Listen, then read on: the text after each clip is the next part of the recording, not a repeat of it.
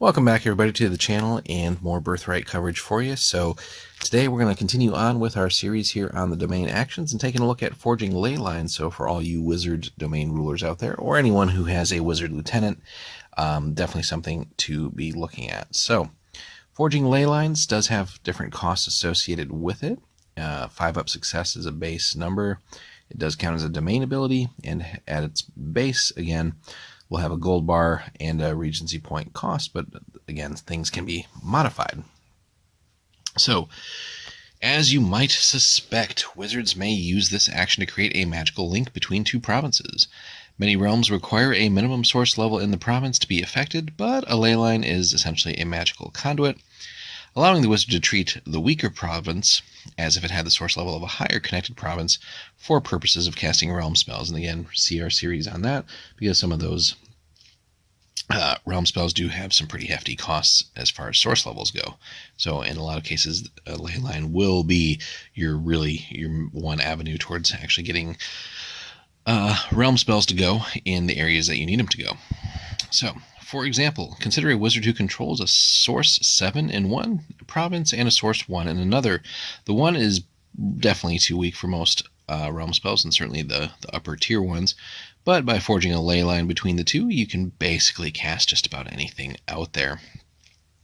So, ley lines, as far as the costs go now, they cost 1 regency point and a gold bar per province crossed.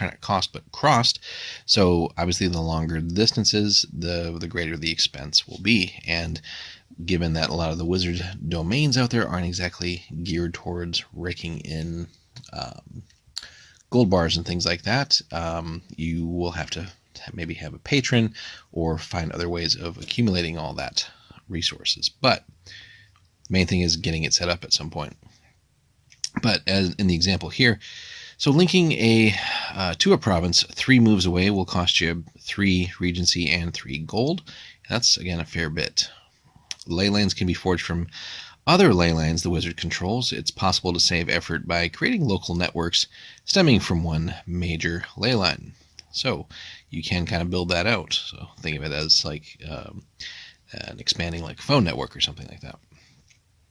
The construction of a ley line can be opposed or supported by any wizard with a source holding in any province that it crosses. So thankfully not every ruler out there can interfere with it, but certainly there are going to be rival wizards aplenty. A ley line also here costs 1 regency point per domain turn to maintain, regardless of its length. So that's another factor you're going to have to think about, and certainly how you're going to manage your various resources as a wizard domain ruler. Now this is paid in the adjustment step of the domain turn. So essentially you'll have an upkeep cost, and obviously the more of them you have, the more upkeep there'll be. So getting too crazy with ley lines and then not being able to support them for various means is something that can come back to bite you as a wizard ruler, but also something that you'll have to certainly pick and choose when and how to deploy those. And if you go through the trouble of forging one, but then you're just like, oh, I don't have the resources anymore, or something happened that causes that, obviously then you've not only wasted a lot of time but resources if you can't maintain those ley lines. So, and something where, as you might expect as a wizard ruler, you're definitely going to want to make sure that you keep all your ley lines and sources and stuff secret from rivals, but also making sure that you plan ahead with, again, the deployment of these things, and that you are in a position to support those things long term. So again, not getting too crazy if you're a lower level character and don't really have much in the way of high level sources and things like that, and ways to accumulate the startup costs, but then also, again, the regency points. That's going to be a key thing there in plotting those out. But obviously the power of those, given the different realm spells that are out there, is huge in making yourself useful as a wizard. So whether for personal gains or if somebody else is hiring you to maybe cast some realm spells. So, and that's a way, again, that you can take care of the gold bar requirement by charging folks for different realm spells you have access to. So a fun one to be sure, but also anytime you can discover enemy ley lines potentially, or the existence of those and disrupting enemy sources.